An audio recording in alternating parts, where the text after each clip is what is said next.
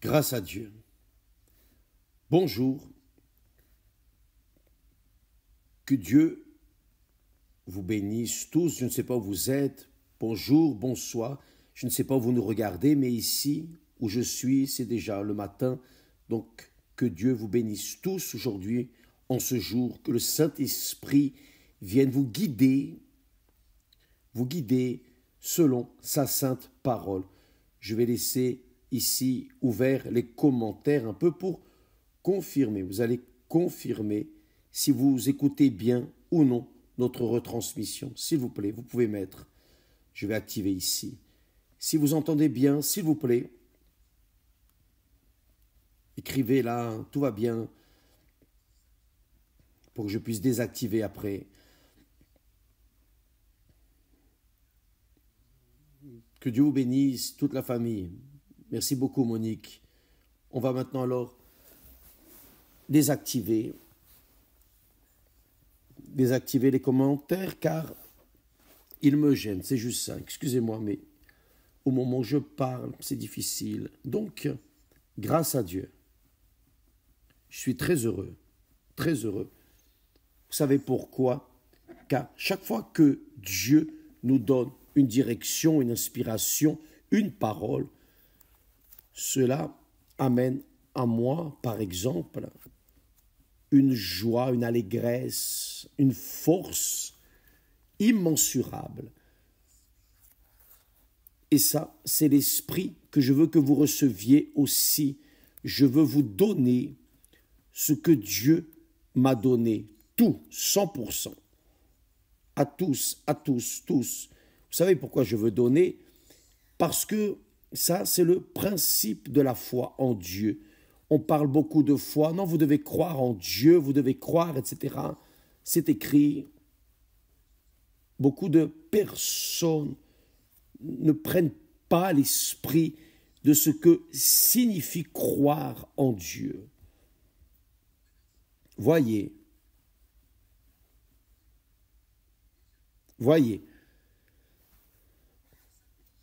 Vous savez que Genèse est le commencement de tout, n'est-ce pas? Genèse, le livre de Genèse. Si vous prenez la Bible et que vous commencez à lire Genèse qui commence ainsi. Au commencement, Dieu créa les cieux et la terre. Et là, ça commence.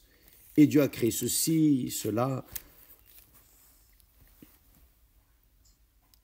Quel est le commencement de Dieu, de la foi en Dieu? Quel est le commencement de la foi en Dieu? Bien, il montre cela dans sa sainte parole. Car quand Dieu, qui est auto-existant, Dieu est auto-existant, il n'a pas eu de naissance, il n'a pas de mère, de père. Dieu est Père, il est le propre Père, c'est-à-dire Père, celui qui engendre, le commencement, c'est ce que veut dire Père. Il est le commencement de tout. Donc, le commencement de Dieu, c'est la foi. Il a cru, et parce qu'il a cru, il a donné, il donne. Voyez, Dieu n'avait pas besoin d'humanité, il n'avait pas besoin de terre, il n'avait pas besoin de créer quoi que ce soit, car comme auto-existant, il est déjà Seigneur de la gloire, il est la propre gloire, grandeur, il est le Tout-Puissant, il n'y a pas de mots pouvant exprimer la grandeur et la gloire de Dieu, ça n'existe pas. Bien que la Bible parle de la grandeur de Dieu, mais même ainsi, pour nous, humains, misérables, argile, rien, même ainsi, cela est difficile d'avoir la compréhension de la grandeur de Dieu. Mais Dieu est le commencement, parce qu'il est le commencement de tout. Il a tout créé pour sa gloire. Il a tout créé pour sa gloire exclusive. Donc il a tout créé, toutes les choses. C'est-à-dire, Dieu a cru dans l'œuvre de ses mains. Il a cru dans sa propre parole. Quand il a dit que la lumière soit, la lumière a existé. Il montre ainsi, dans mon opinion, dans ma croyance, que il veut que nous ayons le même commencement chacun de nous. Nous devons croire. La foi, c'est croire. Qui croit à la foi, qui ne croit pas, n'a pas de foi. Quand vous vous mariez à quelqu'un, vous avez cru dans ce quelqu'un. C'est cela. Si cette personne vous a déçu, c'est autre chose. Mais vous avez eu le commencement de la foi, le commencement de Dieu. Vous voulez voir une chose? Quel est le premier grand commandement de la loi de Dieu? Tu aimeras le Seigneur, ton Dieu, de tout ton cœur, toute ton âme, toute ta compréhension, à 100%. C'est-à-dire, tu aimeras. Mais comment puis-je aimer quelqu'un que je ne vois pas, ne sens pas, ne touche pas? C'est difficile, évêque, ce n'est pas difficile de comprendre ça. Voyez, quand vous aimez une personne, pourquoi l'aimez-vous? Car vous l'avez vu, vous l'avez senti, vous l'avez touché, vous avez parlé, vous avez prêté l'oreille, vous avez parlé, il y a eu un échange d'informations, de pensées. Mais il a fallu qu'il y ait un commencement. Vous avez donné, vous avez cru dans cette personne. Dieu aussi. Dieu a cru dans son existence. Et quand il exige, revendique cet amour en première place pour lui, il exige la foi, la croyance. Mais avec, expliquez, comment puis-je croire en quelqu'un que je ne vois pas, ne touche pas, ne sens pas? Comment? Vous n'avez pas besoin de sentir pour croire. Il n'y a rien de sentiment. La croyance n'est pas un sentiment. La croyance est une foi. C'est surnaturel. C'est un pouvoir de vous que vous avez parce qu'ici, dans votre tête, vous croyez dans ce qui est écrit. Vous croyez dans la parole du médecin, du dentiste, de l'avocat, de l'ingénieur. Vous croyez que les ingénieurs et mécaniciens et les personnes qui travaillent dans la construction d'un avion, vous croyez que cet avion va voler et arrivera à sa destination normalement. Ça, c'est la foi. Quand vous prenez l'avion, vous avez la foi. Vous manifestez la foi. Vous avez cru dans ces constructeurs. Ça s'appelle la foi. Vous sentez ça? Non. Quand la personne croit, elle va. Quand elle ne croit pas, elle a peur, elle n'y va pas. C'est la réalité. Donc, la croyance, c'est donner. C'est croire. C'est vous positionner face à ce qui est écrit et qui concerne la parole de Dieu. Dieu nous a donné les sens, les sentiments, les 5 sens, précisément pour que nous venions construire une famille.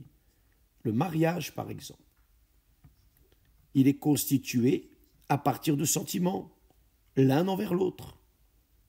Donc, dans cela, il y a l'harmonie, il y a l'ordre, il existe la discipline.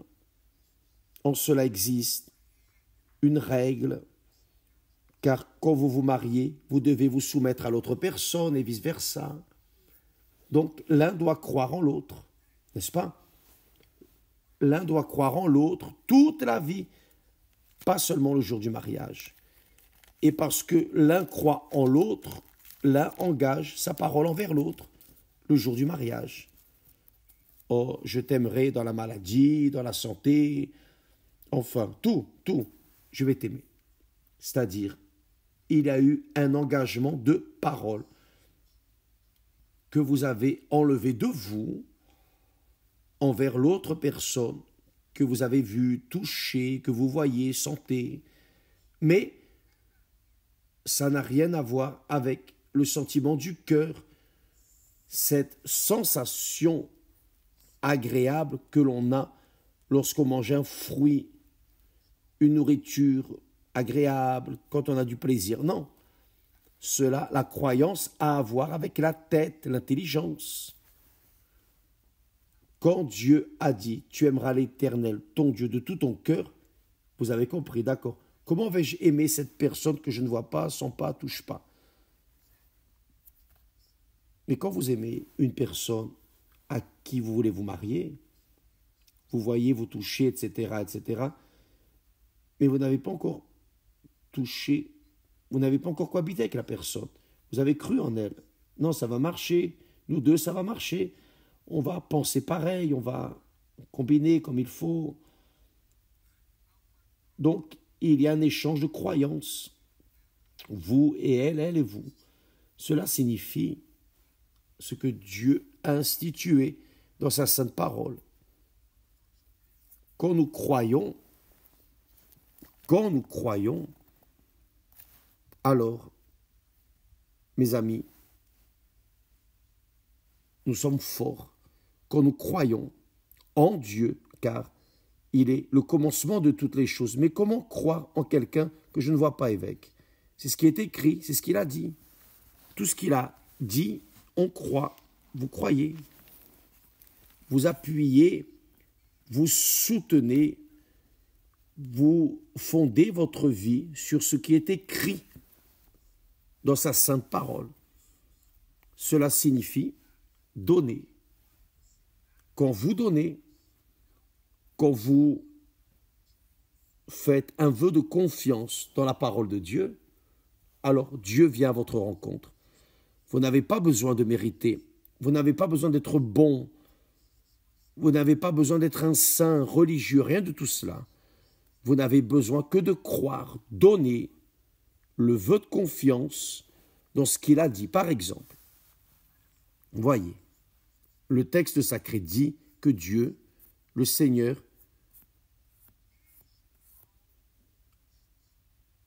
regarde du haut de son sanctuaire, là de son trône, du haut de son sanctuaire, des cieux, l'Éternel a contemplé la terre, la planète Terre. Pourquoi? Quel est l'objectif? Pour écouter les cris des prisonniers, pour écouter les cris des prisonniers, pour renvoyer libres les condamnés à mort. Donc Dieu écoute, quelle que soit l'expression de foi, de donner, le vœu de confiance en lui, même si vous ne le connaissez pas, même si vous n'êtes pas religieux, religieuse, même si vous êtes la personne la plus insignifiante, la plus pécheresse de la terre. Mais lui, du haut de son sanctuaire, a regardé la terre pour voir, ou plutôt, pas pour voir, mais pour écouter, entendre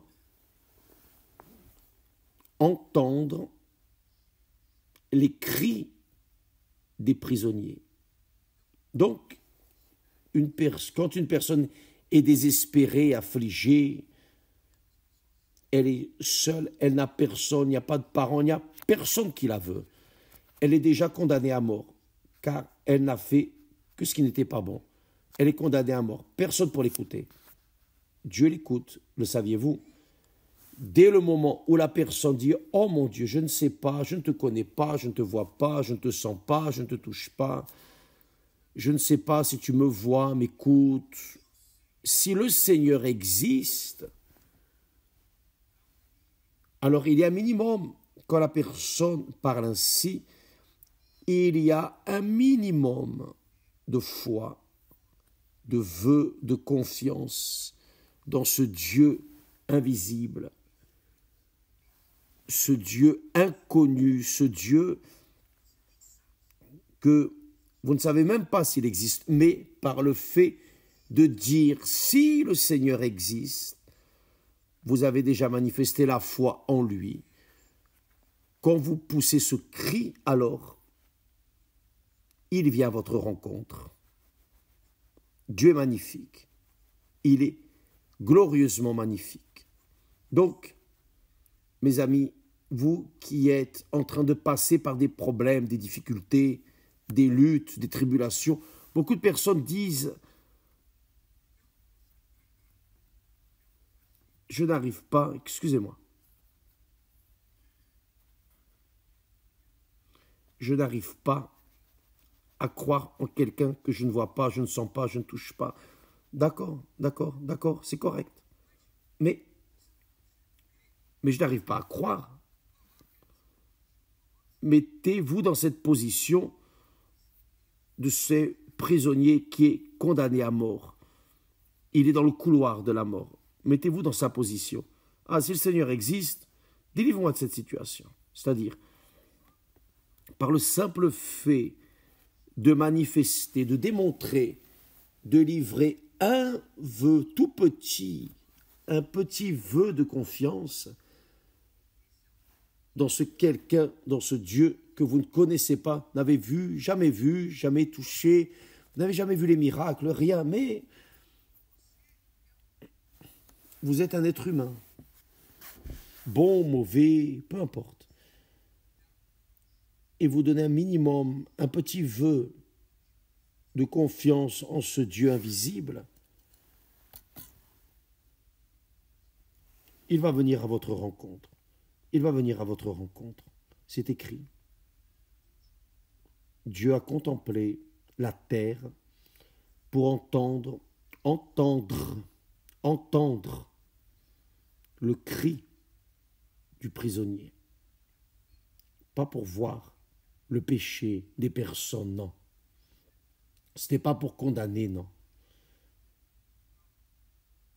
Car le monde lui-même condamne les personnes. Peut-être que vous êtes condamné à souffrir, à gémir, etc., etc. Très bien. Mais Dieu sait qui vous êtes, même que vous soyez, avant que vous ne soyez engendré dans le ventre de votre mère. Il sait. Il sait ce qu'il y a en vous, dans votre intérieur. Parce que vous ne le connaissez pas, alors vous êtes révolté même contre lui. Mais ce n'est pas grave. Vous pouvez être révolté, c'est bon. Car au moins, quand quelqu'un se révolte contre Dieu, il montre qu'il croit en lui, n'est-ce pas? Ça signifie donner. Ça, c'est la croyance que vous devez voir dans toute l'Écriture. Dans toute l'Écriture sacrée, Dieu montre dans des signes évidents, très clairs, qu'il veut vous aider. Il veut changer votre vie. Il ne prend pas plaisir dans la souffrance de qui que ce soit. Donc voyez par exemple, le Seigneur Jésus est venu au monde et il a marché avec qui? Il a marché au milieu des personnes affligées, blessées, fatiguées, surchargées, souffrant d'injustice. Il n'a fait que donner de lui-même aux personnes qui réellement montraient une foi en lui. Même étant pécheresse, il n'est pas venu pour des justes, pour des saints. Si vous attendez le diable dit « Oh, tu ne mérites pas ». Ça, c'est la parole que le diable utilise avec les incrédules, les personnes, le verbe mériter. Ah, tu ne mérites pas, je ne mérite pas. Vous-même, vous reconnaissez que vous ne méritez pas grâce à Dieu, que vous pensez ainsi. Vraiment, vous ne méritez pas. Ni vous, ni moi. Qui mérite quelque chose de Dieu? Personne. Personne, absolument personne. Nous ne méritons rien, mais par la miséricorde de Dieu, la parole de Dieu dit par la grâce de Dieu, c'est-à-dire par la faveur de Dieu, la faveur, sa faveur, les personnes qui ne méritent pas. Cela s'appelle Dieu. Dieu fait faveur à ceux qui ne méritent pas, car ceux qui se prétendent méritants ne vont pas recevoir. Elles ne manifestent pas la foi. Elles manifestent la foi dans leur mérite, donc elles ne méritent pas. Comprenez-vous?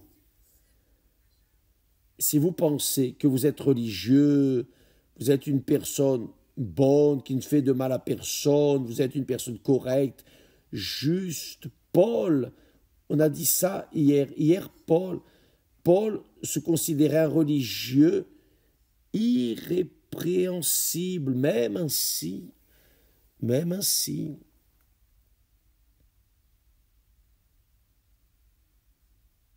il a dû se convertir.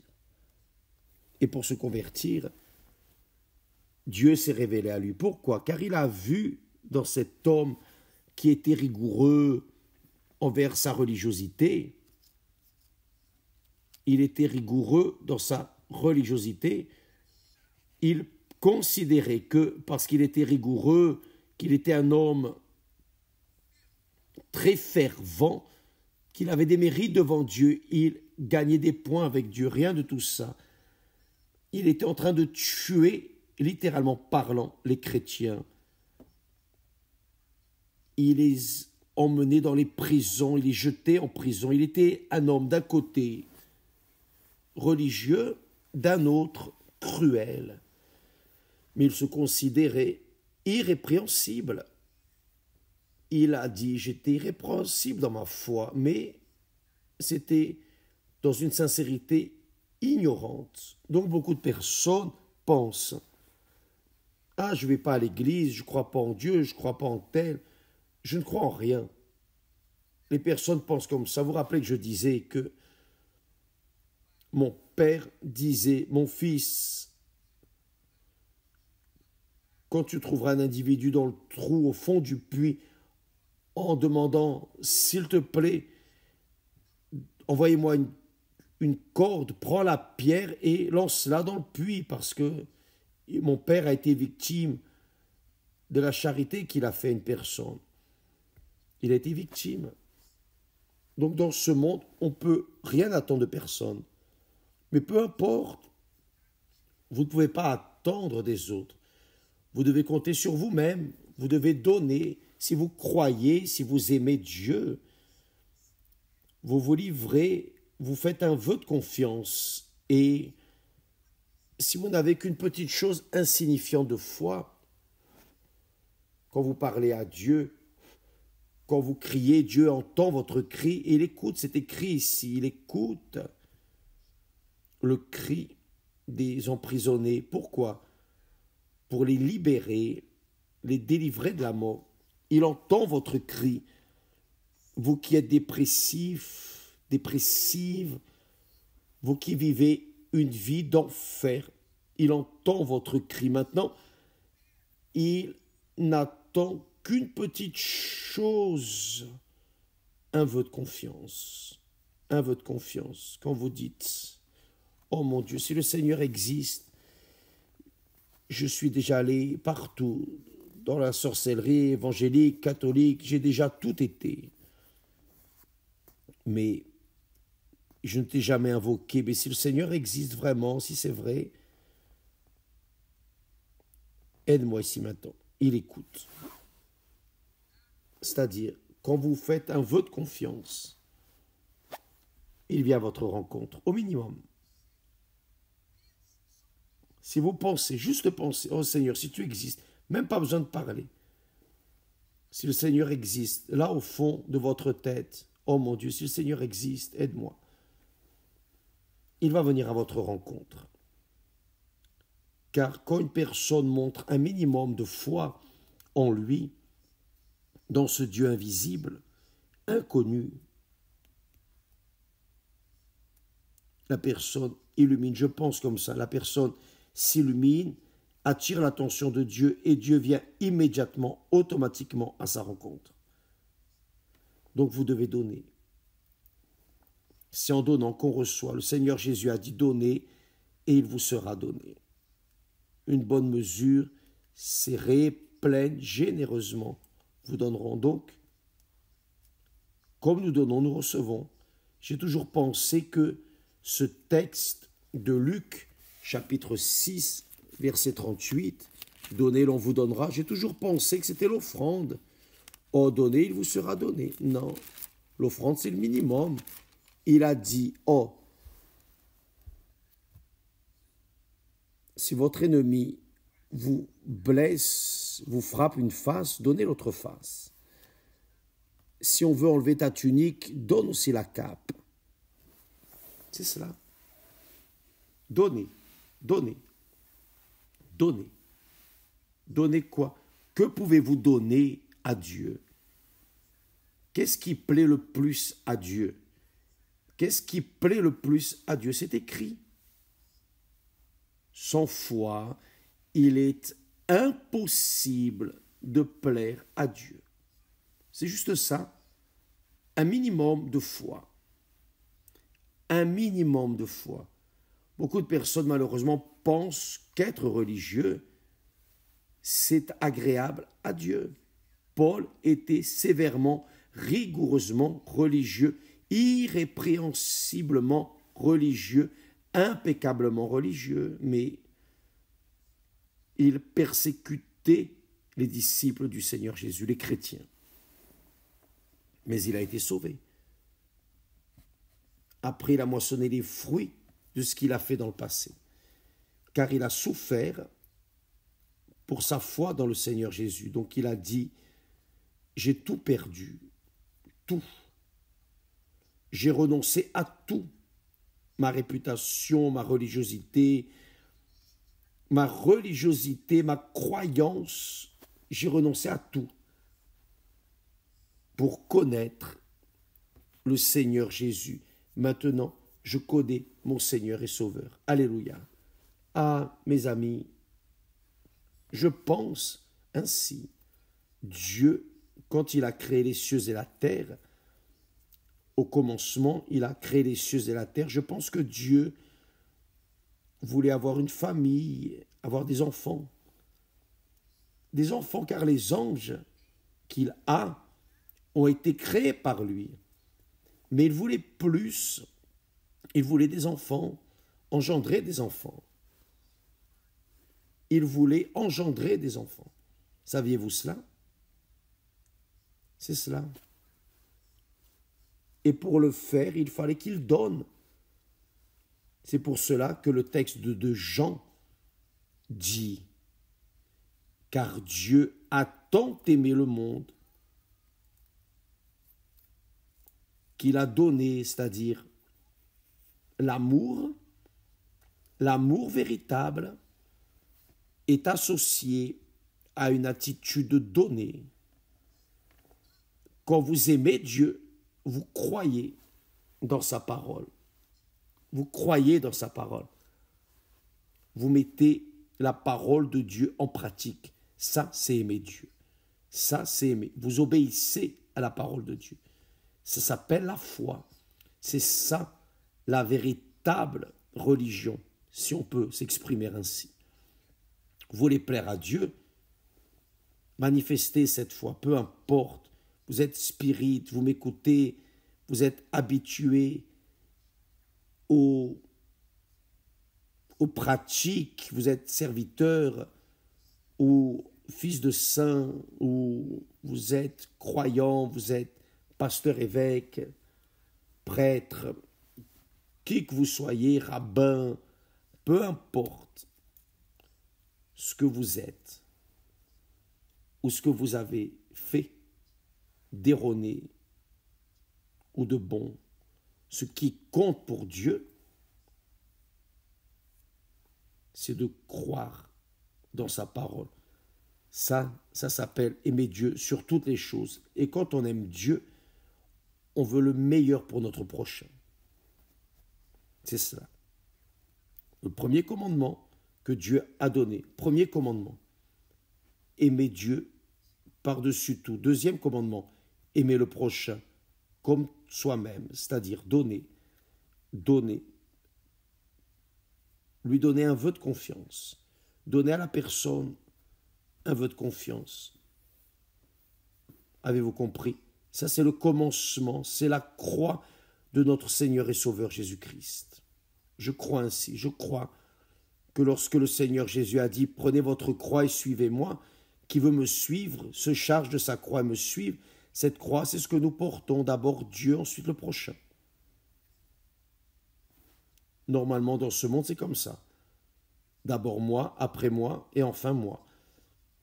S'il y a un petit espace, d'accord, pour la personne, pour le prochain. C'est le monde de l'égoïsme. C'est le monde maudit, le monde qui est dans l'enfer. Pourquoi? Car le diable, l'esprit de la tromperie, du mensonge, prévaut dans ce monde. Les personnes préfèrent croire dans le mensonge que de croire en Dieu. Elles voient sur Internet l'annonce d'une bonne chose apparemment bonne, elles croient, elles achètent. Quand elles arrivent à la maison avec la chose, elles disent « Aïe, je me suis trompé, j'ai perdu. » Et vraiment, elles ont perdu, c'est la réalité. Dieu est vérité. Qui croit dans la vérité ne sera jamais confus. Qui croit dans la vérité, le mariage est ainsi. Vous êtes véritable, l'autre personne est véritable, donc ça marche. Quand il n'y a pas vérité de la part de l'un des deux, alors ce mariage ne va pas marcher. D'ailleurs, ce sujet est pour Renato et Christiane, qui tous les jeudis enseignent à aimer, car ils ont appris à aimer l'un l'autre. Ils ont souffert par manque de s'aimer l'un l'autre. Maintenant, alors, ils vous transmettent ce qu'ils ont appris dans la pratique et avec Dieu, le Saint-Esprit. Ce n'est pas moi qui leur ai enseigné, non, c'est Dieu. C'est le Saint-Esprit pour qu'il puisse enseigner à nous tous. Mes amis, ça, c'est la foi qui plaît à Dieu. Nous allons parler encore à ce sujet demain. La foi qui plaît à Dieu. C'est celle-là. Ce n'est pas le sentiment. Ah, je sens la foi, je sens l'amour. Non, je ne sens rien. Je crois dans la parole de Dieu. Je crois, bien sûr. Lorsqu'on lit la Bible, on reçoit son esprit. Quand on médite, on vole dans le vent du Saint-Esprit. Et là, nous sommes heureux, joyeux, forts dans notre intérieur. Et quand notre tête va bien, tout notre corps remercie. L'âme et le corps remercient quand l'esprit va bien. C'est pour cela que le Seigneur Jésus a dit « Cherchez premièrement la gouvernance de Dieu, le royaume de Dieu, dans sa tête, dans la tête, et toutes les autres choses seront ajoutées. » Donc, le corps va remercier, l'âme va remercier, enfin. Tout ira bien grâce à Dieu. Avez-vous compris, mes amis? Est-ce que j'étais clair? Bien. Que le Saint-Esprit, et je compte sur lui. Car si je compte sur moi-même, je suis perdu. Je crois que ce que je vous transmets, c'est ce en quoi je crois, ce que Dieu me donne, et c'est ce que nous vous donnons.